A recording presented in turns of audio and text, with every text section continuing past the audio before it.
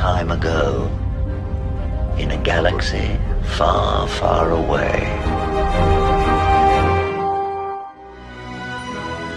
Feel, don't think. Fear is my ally. The Force will be with you. We are encouraged to love. Be mindful of your thoughts. I will not betray the Republic. Hey, your worship, I'm only trying to help. Scruffy-looking nerf herder. I'm not afraid. You must unlearn what you have learned.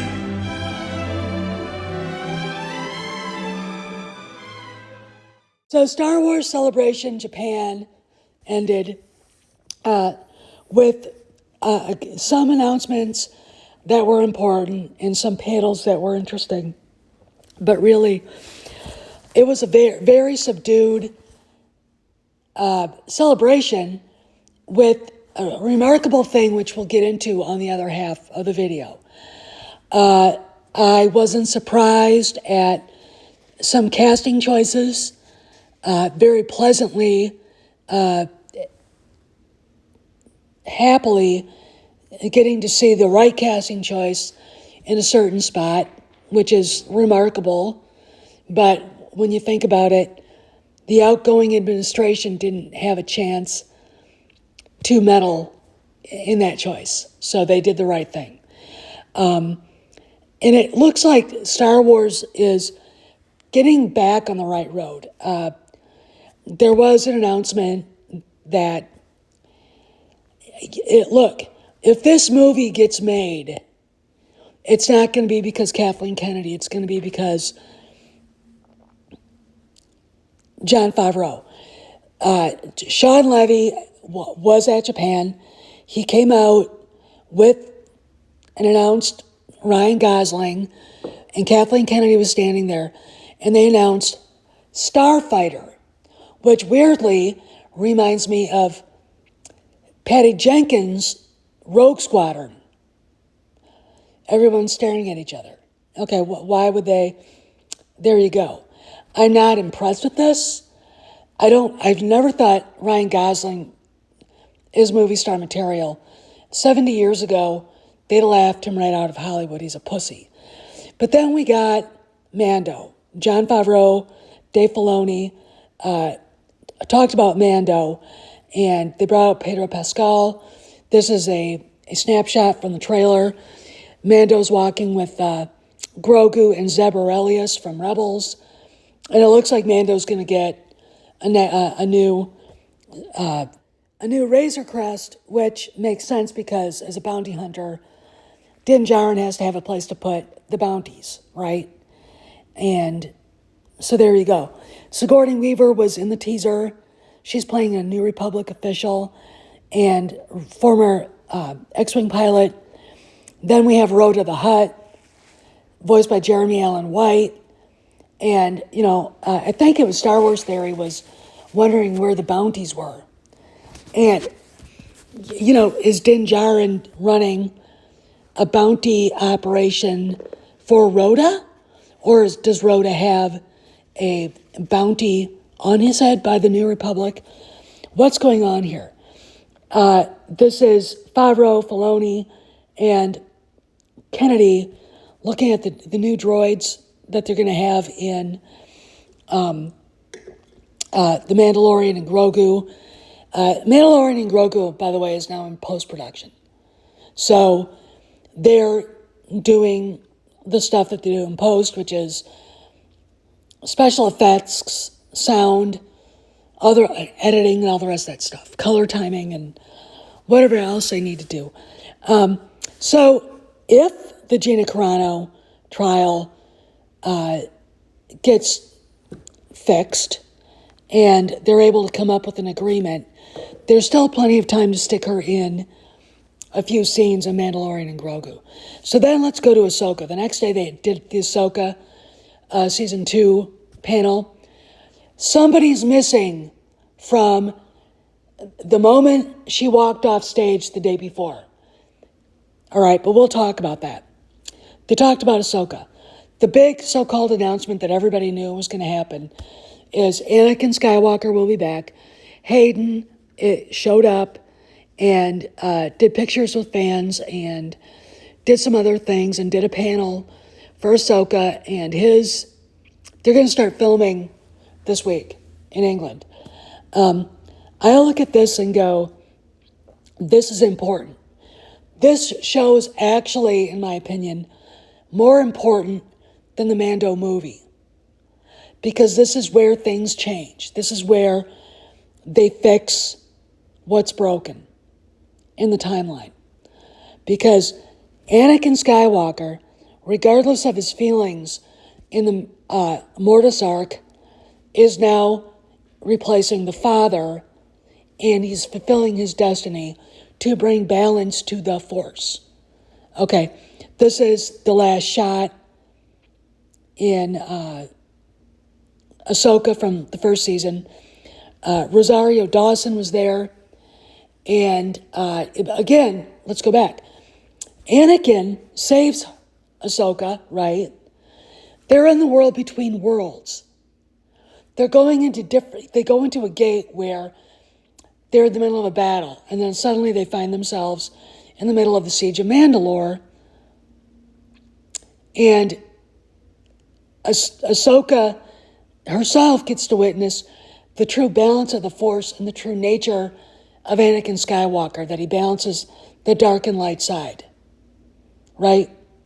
He's Anakin, yet Vader, Vader, yet Anakin.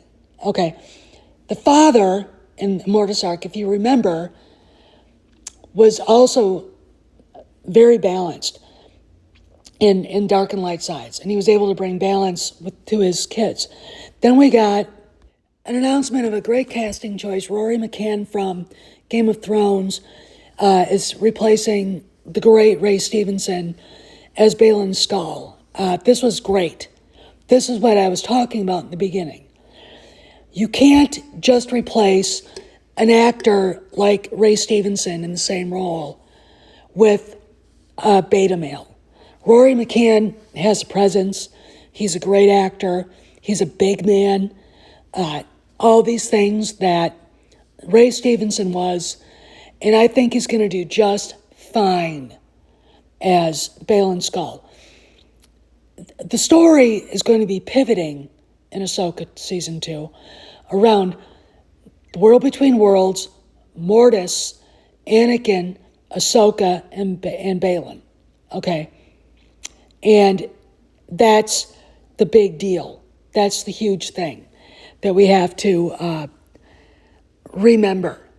And they had to get someone who could bring the gravitas and the lived-in look that Stevenson has, and they found one.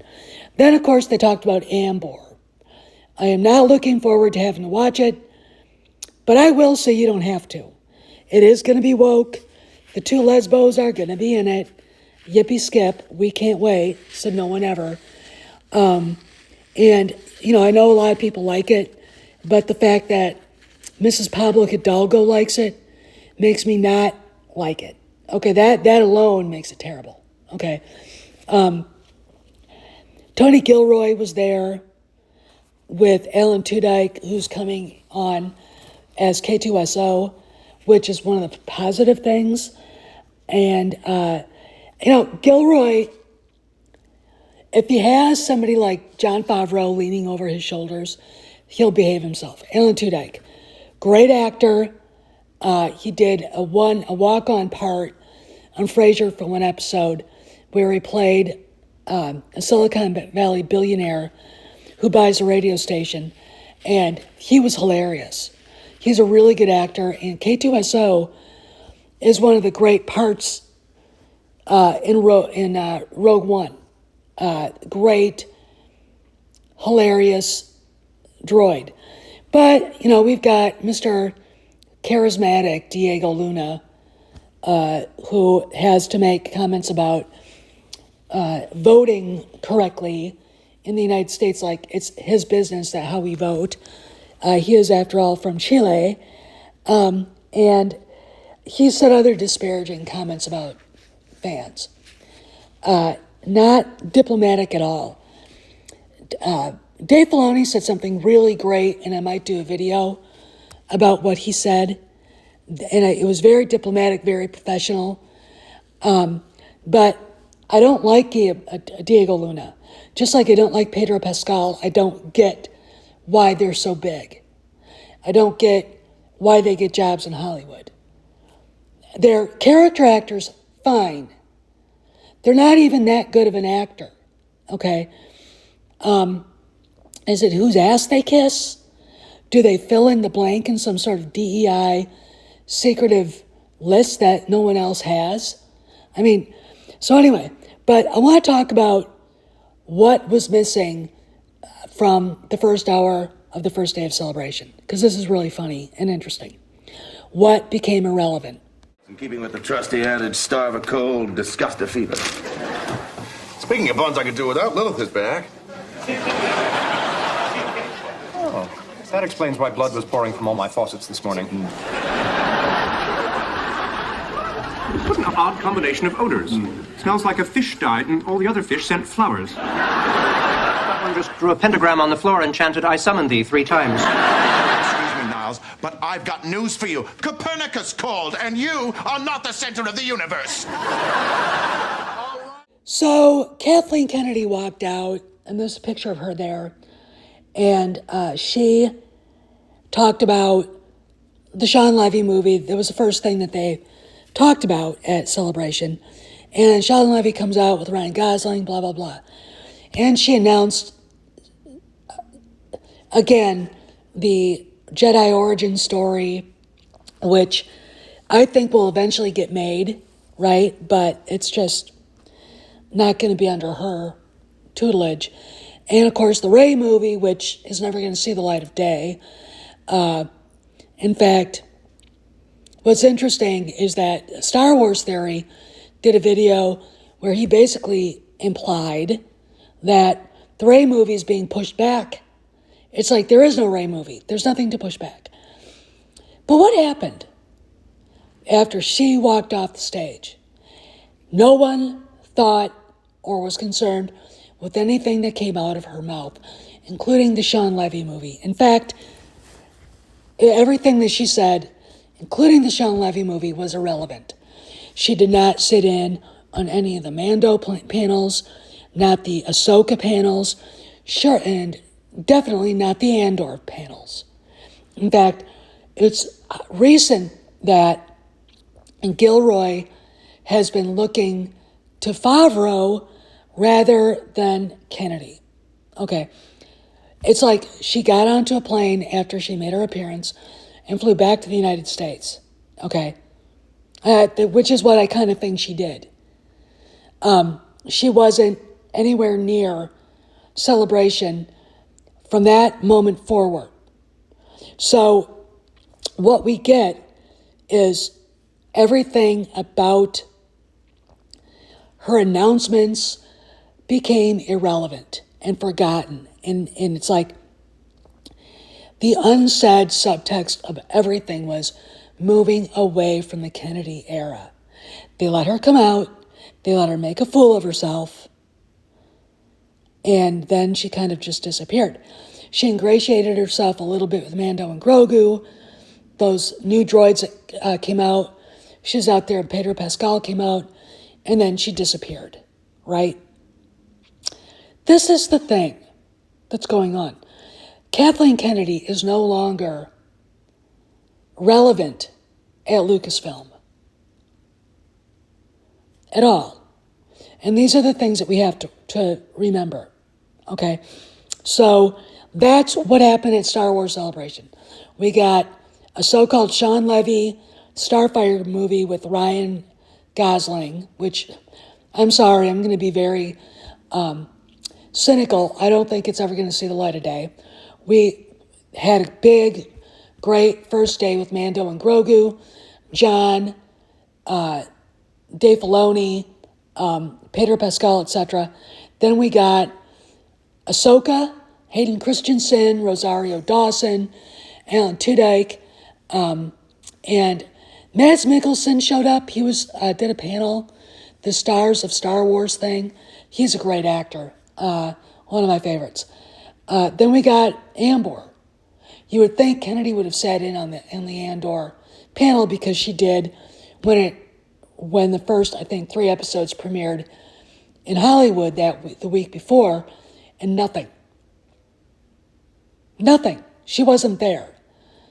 This says they're moving away and they're moving on from her. Okay, they let her make a fool of herself. She spewed, said she wasn't going anywhere, and then we had this happen. So Kennedy announces she's not going anywhere, which is bullshit. Favreau says, proudly, I'm not going anywhere. So, regardless of what anybody says, you've got Jon Favreau at Lucasfilm for the near future. Okay, just let me say it right now. So, this is what we get from Star Wars Celebration. We get an announcement that if you had bet against Hayden Christensen being in Ahsoka Season 2, you're a fucking idiot. Okay, 1. Secondly, the Rory McCann casting is fantastic. Okay, so, and then of course, Kathleen Kennedy just disappears. And everybody at Celebration goes on with their merry lives. All right. And no Oscar Isaac, no other sequel trilogy cast members showed up, no mention of the Daisy Ridley movie except for Kennedy's imaginary filmmaking career, you know. So there you go. Anyway, I gotta run. I hope everybody had a happy Easter, and I will see you all around the galaxy.